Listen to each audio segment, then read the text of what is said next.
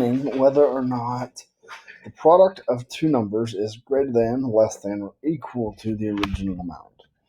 A couple of refreshers real quick. Anytime you have a whole number, you can make it into a fraction and keep the value by dividing it by 1.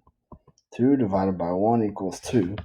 But we've made the whole number 2 into a fraction by giving it a numerator 2 and a denominator of 1.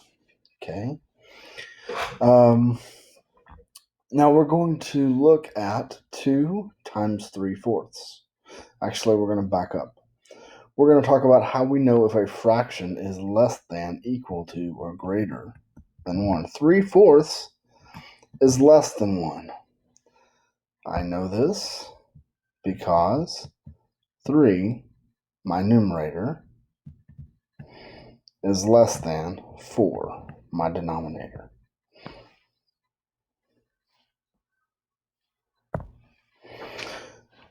4/3 is greater than 1. I know this because 4, my numerator, is greater than 3, my denominator.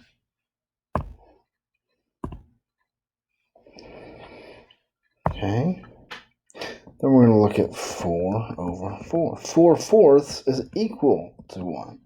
4 divided by 4 is 1. My numerator, 4, is equal to my denominator, 1. Is equal to my denominator of 4. And anytime you have that, that fraction is equivalent to 1. So we need to keep these things in mind as we look at the rest of this information. All right. So what we have is 2 times 3/4. Now, what you don't know is that the way that you multiply fractions is we do top times top and bottom times bottom. We multiply the numerators. 1 times 1 is 1. And then we multiply the denominators. 4 times 2 is 8. And that's how you multiply a fraction. When you have a whole number, you don't have a numerator and a denominator, so we have to make that happen. And like I showed you over here, in order to make 2 into a fraction and keep the same value, we just simply put it over 1. And that goes for any whole number when you put it over 1. And then we do top times top. And we get 2 times 3 is 6. And we do bottom times bottom, and we get 1 times 4 is 4. So that equals 6/4. And now that's improper, so we need to turn that into a mixed number. 4 will go into 6 one whole time with 2 left over. And we keep our denominator. We need to reduce 2/4 to 1/2. So 1 and 1/2 is less than 2.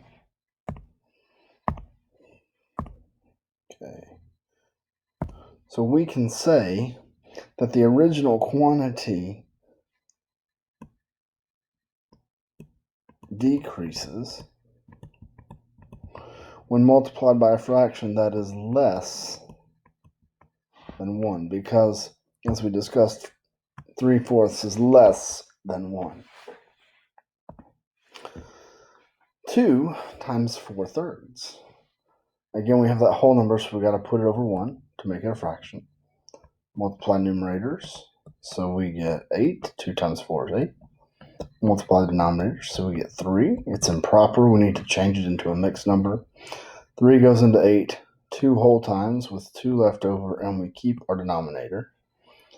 2 2/3 is greater than 2. So we can say that the original quantity increases. Now, it's not a lot more, but it is more. 2 1/2 is 2 and a little more, as opposed to 2. So it's a little bit more. When multiplied by a fraction that is greater than 1. And over here we said 4/3 is greater than 1 because my 4 numerator is greater than my 3 denominator. All right, last one. I need to move this out of the way. Okay, 2 times 4 over 4. Again, I've got a fraction, so I've got to make both of them fractions. Draw my line, put my 1, so now I have a numerator denominator. I'm going to multiply the top times top, which is 8. Bottom times bottom, which is 4. Again, it's improper. I need to divide that. That turns out to, it turns out to 2. 2 is equal to 2. So the original quantity, this actually is should say the product, not the original quantity. This should say the product equals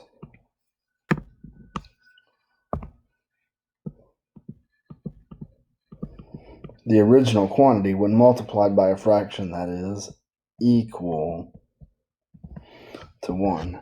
There's not much to this. So we know, and again, over here we said 4 divided by 4 is equal to 1. There's not a lot to this. It's really just memorization. You multiply by a value that is greater than or less than 1, your product is going to decrease. You multiply by a fraction that is greater than 1, your product is going to increase. And if you multiply by a fraction that's equal to 1, your product is going to stay the same. It's just memorization, and I hope this video helps you guys out.